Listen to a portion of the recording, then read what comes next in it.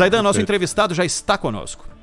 Opa, assunto muito importante que tem deixado famílias aí com alguma aflição, expectativa do que vai acontecer. Conosco o professor Douglas Ferrari, do Centro de Educação da UFES, que é deficiente visual, e a gente vai falar sobre Política Nacional de Educação Especial. Há uma proposta aí do governo, podemos dizer uma proposta de política de educação, e que quer escolas especiais para chamadas crianças especiais, para os alunos especiais, adolescentes, enfim, não só crianças, não é?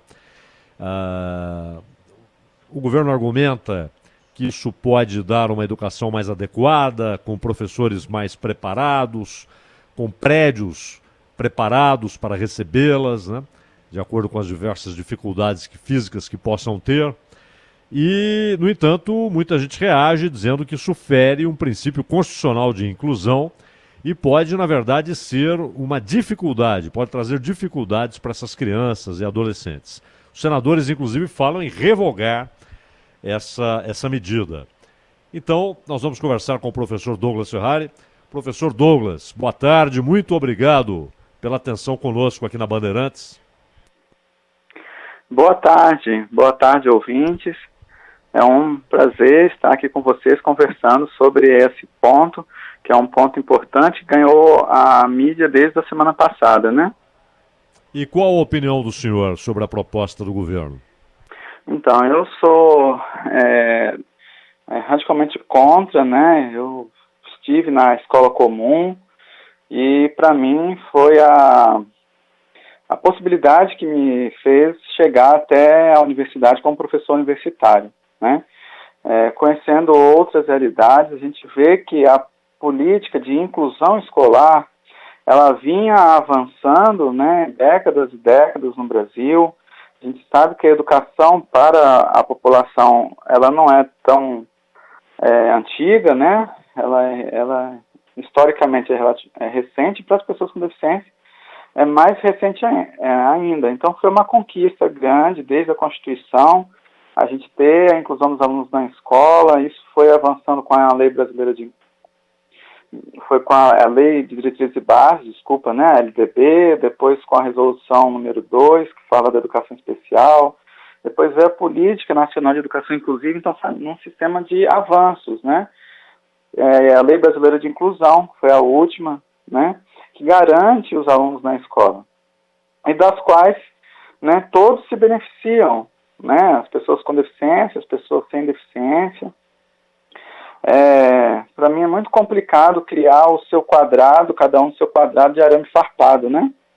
Em que a gente institucionaliza as pessoas, né? Os grupos. E aí a gente vai ter, não vai ter oportunidade de conviver com o diferente, né? E o conviver com o diferente implica, né, na abertura para o outro. E se eu não tenho um diferente, eu não conheço a realidade do outro, como o outro vive, né? E a própria pessoa com deficiência também, ela precisa, ela não vive no seu mundinho, né? Ela precisa ter contato, ela precisa aprender português, matemática, história, geografia, né? Ciências, o conhecimento que todo mundo tem. E que numa escola especial esse conhecimento não é passado. A gente está voltando com esse decreto há 30 anos atrás, com as classes e escolas especiais, né? Professor Douglas, Pois não, continue. Não, e me preocupa quando a gente sabe, né, que por trás disso tem a questão do financiamento, né, do dinheiro público. Então a pessoa com deficiência é contado como per capita, né? O fundo disso está aí, né? Também essa questão, né, que a gente não pode deixar de dizer, né? E a segregação, a exclusão de pessoas em grupos, né? Não é possível a gente entender que criar instituições vai levar as pessoas com deficiência a ter acesso ao conhecimento. Professor Douglas, eu concordo inteiramente com o que você está dizendo. Acho ruim essa proposta do governo. Acho uma proposta que produz um retrocesso, e não é só o retrocesso, porque antigamente era assim, porque na verdade é um retrocesso conceitual, inclusive. E Perfeito. é aquele negócio, se querem escolas e professores bem preparados para receber essas crianças, que as escolas normais, convencionais, estejam bem preparadas, que haja, inclusive, a exigência de que os professores e os prédios, né, a estrutura física, que estejam todos preparados para receber essas crianças, e não lançá-las num gueto, não é isso? Então, vou usar um neologismo, a gente deveria avançar para frente, não avançar para trás, né?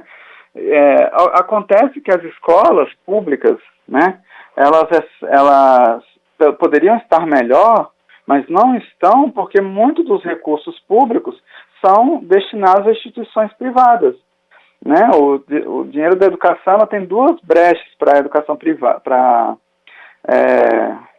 designar, né, destinar à instituição privada. É a creche e a educação especial. E se a gente, né, tem estudos de financiamento que mostram que o dinheiro destinado à educação especial na escola pública, muitas vezes não chega a 10, 15% do que é destinado à instituição privada. Então, você imagina, se a gente tivesse esse dinheiro na escola pública, poderíamos estar contratando mais professores, formar esses professores melhores, né? Fazer uma compra de equipamentos. Isso eu estou falando no sentido de melhorar o que nós já temos. Porque o processo de inclusão escolar não foi flores, não é flores, né? Eu vivi o processo anterior como aluno, né, na década de 80, 90. Depois, na década de 2000, já como professor, né, eu já trabalhei em várias, como professor regente, né, da classe comum, professor de educação especial, coordenador da área de educação especial, né, até chegar à universidade. Então, em 2000 eu vivi essa transformação onde que a gente conseguiu ter um aumento significativo das matrículas, mas a gente sabe das dificuldades. Mas não é retrocedendo, né, eu concordo com você de forma conceitual, não só temporal, né, que a gente vai resolver, né? As questões, né, da deficiência intelectual, da deficiência visual, com investimento público, né, o dinheiro do público para a escola pública, né? Eu acho importante as instituições, mas elas atuando em outras áreas, né, que não é educação, né, a escola, né, que não é escolarização. E isso nos leva a entender que pessoas têm o direito, com deficiência, de ser professores, de serem médicos, de serem químicos, de serem físicos, né, de serem auxiliares administrativos, mas para isso elas precisam estudar. Douglas. Sim.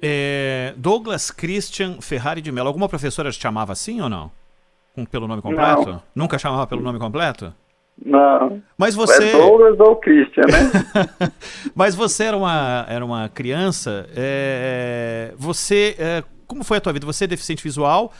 Como é que foi a tua vida quando precisou se sentir incluído num ambiente pelo qual você passava naquele momento da história da educação no Brasil? Então, eu nasci com deficiência, mas eu só fui saber que tinha deficiência aos 20 anos de idade na universidade já. Até ali, eu percorri toda uma educação comum, uma educação com acertos e erros, né? Eu não tive educação especial me apoiando, né? E isso traz algumas complicações, por exemplo, eu tenho 2 hernias de disco por causa de não conhecer os materiais para baixa visão, né? Uhum. Mas eu né, o que mais, o para menos, eu sou inteiramente a favor do que aconteceu, porque foi assim que aconteceu. E eu estudei e pela questão da deficiência, eu fui buscando outras alternativas, né? Outros caminhos. É assim, eu entrevistei, né, junto com outros colegas, né, algumas outras pessoas com deficiência que chegaram à universidade, E a gente separou algumas entrevistas que eles são bem claros, assim, vocês têm educação especial? Não. E o que vocês fizeram? Nós criamos outras alternativas. Então, a gente precisa entender que essa pessoa com deficiência está na sociedade. E ela, na sua trajetória, assim como foi com a minha, precisei de ajuda de colegas, né? Que me ajudaram emprestando caderno, né? Ditando, fazendo grupo de estudo, né? Então eu ajudava com um ponto, por exemplo, na memória, outro ajudava com a escrita, outro ajudava com a busca na internet, entende? De informações. Agora, Douglas, uma pergunta do Mário Rafael, nosso internauta, ouvinte que está acompanhando pelo YouTube. Ele diz algo que me preocupa também. Inclusão no Brasil é mais ou menos como colocar um aluno com qualquer tipo de deficiência numa sala com outros 40 alunos e com um professor que não teve nenhum preparo para aquilo. Isso é inclusão ou é simplesmente cumprimento de uma regra? Então, o que é a inclusão? Né? Inclusão, ela é um princípio. Ela não existe uma escola inclusiva, né, na essência. Nós não chegaremos nela, né? Ela é um princípio de vida, inclusive, né? E aí você está na escola, esse aluno, se ele não estiver na escola, a questão não se resolve. Se o aluno vamos nos preparar, no Brasil não funciona assim, né? Vamos nos preparar para que a pessoa chegue, não funciona. Jamais aconteceria, então. Jamais aconteceria. Agora, no então, Brasil... não existe escola pode preparada. Pode perguntar. Você entende que no Brasil, e a impressão que às vezes eu tenho, e por ter lidado com alguns setores que tratavam de uma maneira mais fina a questão da inclusão, de que o político pensa que deve fazer uma rampa para cadeirantes em locais que passam cadeirantes antes de ser um lugar em que passam pessoas? Então, a questão toda é a forma como a nossa sociedade encara a pessoa com deficiência. Aí está a questão, que foge ao ambiente escolar. As pessoas, né, a sociedade encara as pessoas com deficiência como o coitadinho, né, como uma pessoa que precisa de auxílio, que ele é melhor tratado numa instituição, que ele... as visões estereotipadas, né, de gordo, de que não faz nada, né? Então, a deficiência está na pessoa, né? E, na verdade, a gente já vem, né? Esse processo de inclusão escolar, ela é consequência do que o Brasil adota dos organismos internacionais e adota para si também, né? De que a pessoa com deficiência está na sociedade, que impõe barreiras para as pessoas com deficiência e assim serem impedidas de realizar, por exemplo, um Enem, de andar numa calçada, né? Porque as tecnologias, elas existem. Todo arquiteto não é possível que não saiba da norma da BNT. Né? Ou o que a gente já tem o W3C, que é acessibilidade no meio digital. Então, todo design, penso eu, que sabe, que passou lá, né? Todo o pessoal da comunicação existe. A questão é, para eu fazer aquilo, eu tenho que parar e pensar, e se alguém precisar daquele espaço, daquela ação, que tem alguma dificuldade? Eu não estou falando só de deficiência. Eu estou falando de pessoas, né, com carrinho de bebê, eu estou falando de pessoas obesas, eu estou falando de pessoas que têm uma deficiência temporária, né, que se machucou. Então, eu estou falando de desenho universal, que é o conceito da arquitetura, né, e que a gente traz para a educação no sentido do desenho universal da aprendizagem, que é o DUA, né, desenho universal da aprendizagem, que é você trabalhar a mediação entre o que é geral e o que é específico. Então, eu vou te dar um exemplo que eu acompanhei aqui no meu município, né, como professor. Uma menina, né, com deficiência múltipla, uma adolescente, ela teve um conteúdo que foi mata ciliar, né? Mata ciliar que está nos rios, né? Ali para não causar erosão. Então, a professora de geografia ensinou essa criança, assim como toda a turma, o que é mata ciliar do método, do jeito dela. Ela tinha uma professora.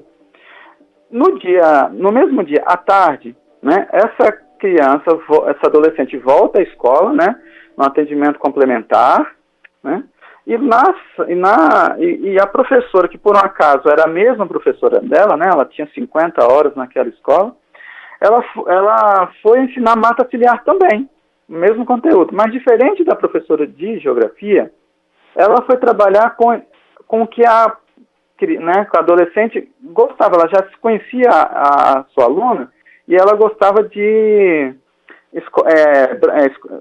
histórias de princesas. Então o que ela fez? Ela contou a história da Branca de Neve, incluindo a mata ciliar. Né? É uma coisa bem interessante, isso eu até registro no artigo meu. E como é que a gente sabe que essa criança aprendeu, né, que esse adolescente aprendeu? Porque na semana seguinte, todos tinham que apresentar um trabalho sobre mata ciliar, e ela apresentou. Entendeu? Perfeito. São as metodologias, as ferramentas que são algumas específicas, outras não. Ô Douglas, para encerrar de minha parte, o senador aí do Espírito Santo, o senador Fabiano Contarato, é dele o decreto que tenta contrapor exatamente esse Plano Nacional de Educação Especial que trouxe esse tema, que é assunto da nossa entrevista. Você já conversou com o senador? De que forma você pode colaborar com informação para o andamento desse decreto, para que ele seja consistente a ponto de contrapor o Plano Nacional? Então, coincidentemente, o senador é meu vizinho, né? No meu condomínio. E a gente vem trabalhando juntos, né? Ajudei, né, nos princípios da DPF, né? E também, né, ele também lançou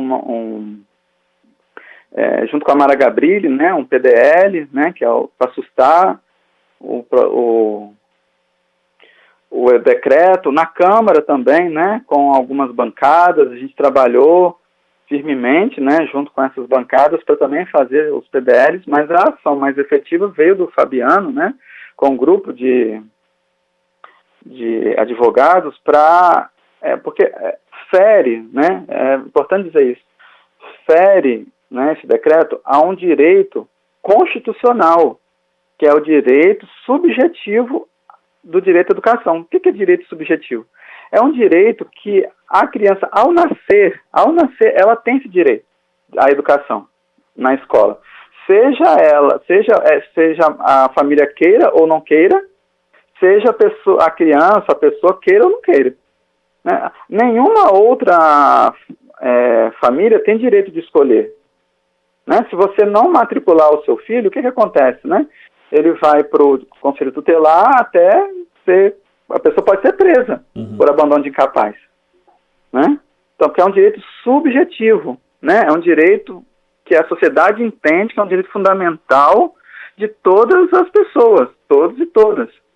Então, quando fere um direito desse, nada mais cabível, né, do que você entrar no Supremo Tribunal Federal com uma DPF, com uma medida cautelar, né, para anular o decreto. Porque essa ideia de que a família vai escolher é uma falsa questão. A gente sabe das condições das nossas famílias. A gente sabe que essas famílias são muitas vezes chantageadas pelas instituições privadas. A gente conhece casos aqui no meu estado de que se você não matricular o seu filho aqui, você não vai ter fisioterapia, fonoaudiologia, né? E aí a mãe fica numa situação complicada, né? Sabendo que essa instituição já recebe da saúde, da assistência, da emenda parlamentar, né? Recebe de várias outras fontes também, algumas até com carnê, né, de contribuição. Então, por isso a importância do senador ter entrado e outras poderão vir, outras ADPFs, né, eu sei que tem outros partidos preparando, né? Certo. E derrubado o decreto aí, seja no Legislativo, seja no Judiciário, o importante vai ser, isso que frisou o Ronald na primeira pergunta dele, na segunda, que é fazer com que as escolas estejam preparadas e os professores estejam preparados. E é preciso que as crianças estejam lá para que a exigência seja cotidiana, a exigência de melhora, de evolução, de adequação seja rotina, né? Seja permanente. Tem que haver essa rotina. Eu digo que é preciso criar, entre aspas, um problema, né, para ser resolvido. Exato. No Brasil é assim. Perfeito. Douglas Ferrari, professor do Centro de Educação da Universidade Federal do Espírito Santo. Douglas, muito obrigado aí pela sua participação, boa sorte na empreitada e sempre microfones abertos aqui, tá bom? Um abraço. Boa tarde, obrigado.